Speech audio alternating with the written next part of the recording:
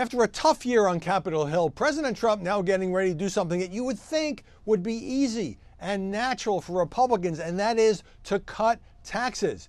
But it's not as easy as all that. Not as easy as it sounds. Certainly compared to Obamacare, which became a debacle for the GOP, incredibly complicated, repeal and replace, affecting insurance markets. This is a pretty straightforward proposition. Can you convince a majority of congressmen and senators to lower tax rates on individuals and corporations? Politicians love doing this. They love bestowing benefits. They love telling people and companies that they can keep more of their own money. But here is the problem.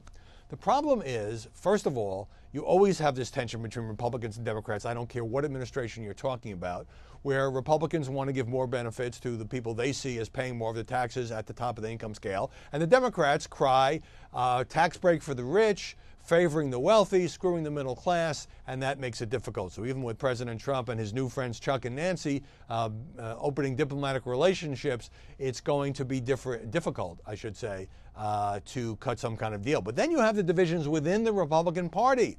Exactly how do you distribute these benefits? You know, originally the president was talking about tax reform, and they are looking at slashing some big deductions, which could certainly be called reform.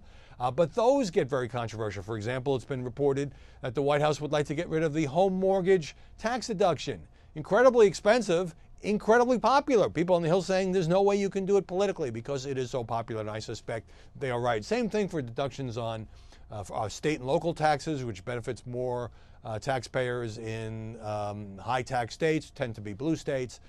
It is a complicated set of arrangements. Every single thing in the tax code is there because some group, some lobbyist, some special interest wanted it there and will fight its removal. And then you have the simple question of how do you pay for it? Now, conservatives have always said, particularly when Democrats are running the show, that you can't just slash taxes and blow a big hole in the deficit. You've got to have offsets. You've got to find a way to pay for it. You've got to either raise other fees or cut spending, but then that becomes a difficult trade-off to accomplish. Now, sometimes you get the rosy scenario. You get the dynamic scoring, in other words, saying that if we do cut taxes, it will stir economic activity, and therefore you don't need to cut spending by as much as you would otherwise. This argument goes back to Ronald Reagan and his 1981 tax cut.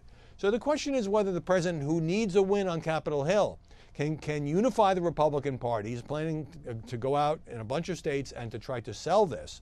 Unify the Republican Party to the point where he, with some Democratic votes, could get to 60 in the Senate, or to do the convoluted budget reconciliation thing that failed on Obamacare to get to 50 or 51 votes in the Senate, and to try to sell this thing and to do it by Thanksgiving or Christmas.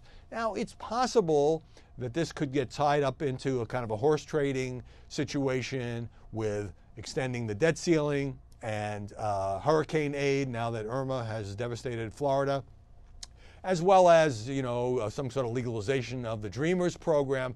Yeah, that all sounds good when pundits write about it, talk about it, when editorial writers say, sure, we could have a grand bargain. You know, Trump will give up this, the Republicans will give up that, the Democrats will compromise on this, everybody will get a piece of something they like, everybody will be happy. But think about how that worked out for John Boehner and Barack Obama. The more elements you try to tie together, the more different factions you have, the more complicated it is to get a working majority. So it might just be that the best route is just to simply try to cut taxes, make a deal on rates, and get that through. It seems like it should be the easiest thing that Congress does, but trust me, I've been through a lot of these exercises. It's often one of the hardest.